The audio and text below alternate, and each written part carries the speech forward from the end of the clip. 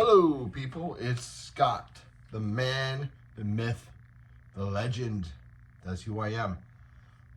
Today, we'll be talking about narcissism. Now, my perspective of narcissism has shifted drastically over the last year and a half. Like I talked about in my previous video.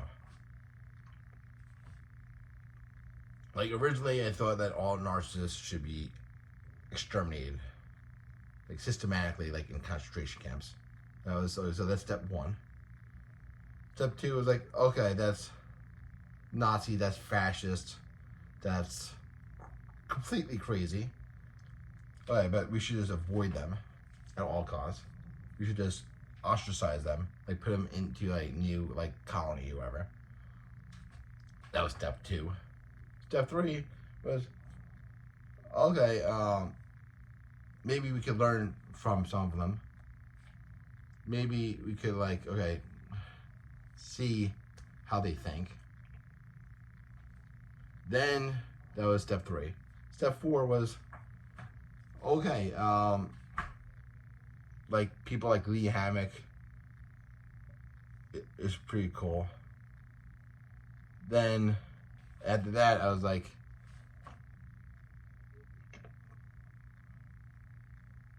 we could even, like, other narcissists are even better than the Hammock. And then now it's like, narcissists are actually cool people. I have empathy for, or I should say compassion for narcissists. Or I have sympathy for narcissists. I think narcissists are extremely interesting people. And they can be great people. They can be amazing people. They can live functional lives. And a lot of times, their views of other people are correct in a lot of ways. But that's just me. The narcissist, they're delusional. They have, and that's why, I mean, they're disordered, they're delusional.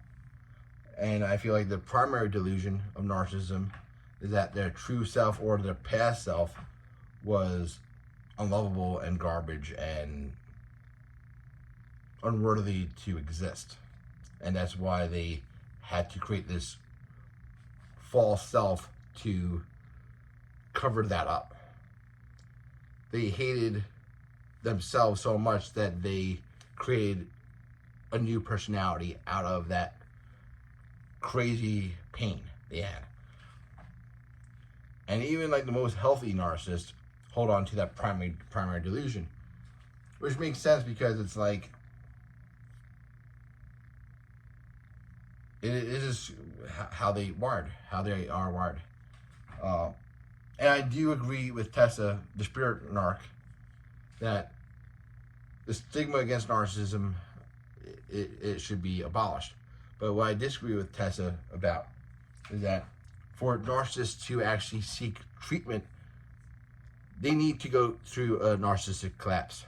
They need to be defeated in open warfare. They need to be like, their lives need to collapse so they could rebuild themselves into better socially functional people for themselves and for the people around them. Without a narcissistic collapse, there's no rebuild. If you're to rebuild a house, you have to demolish the old house.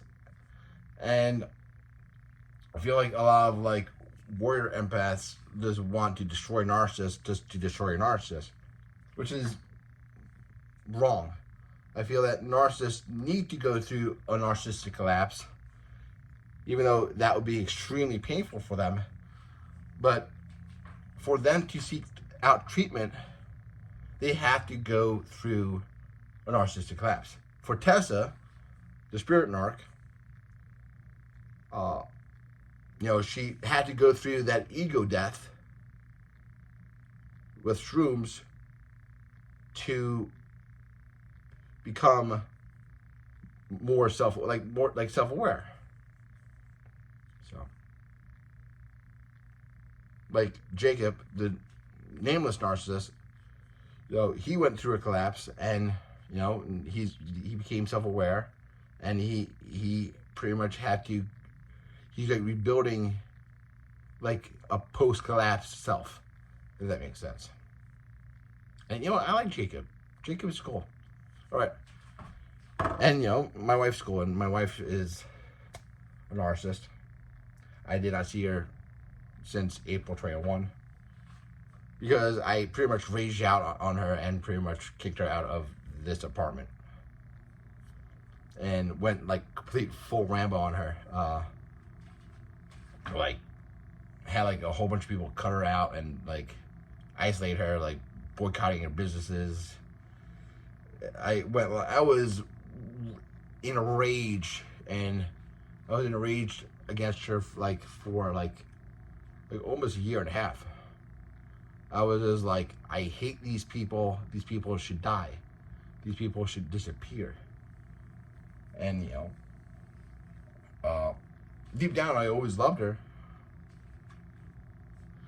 And I'm far from perfect, but like the more I learn about narcissism and narcissists and cluster B personalities in general, the more I see things from her perspective, and like delusional to the extreme, but I could see why she did certain things. I actually believe that my wife is borderline too. I think she's borderline narcissistic.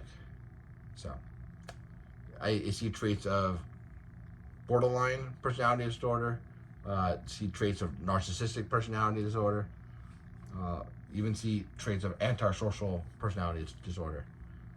But I have problems too. I have some cluster C tendencies within me.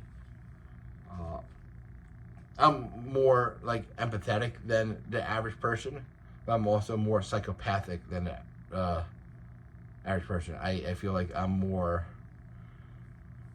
like when I'm mad or when I feel disrespected, and when people I took a personality test, and it says I'm more psychopathic, which makes sense. Which is why I like roller coasters. I love roller coasters because it's that thrill. All right. Bye, people.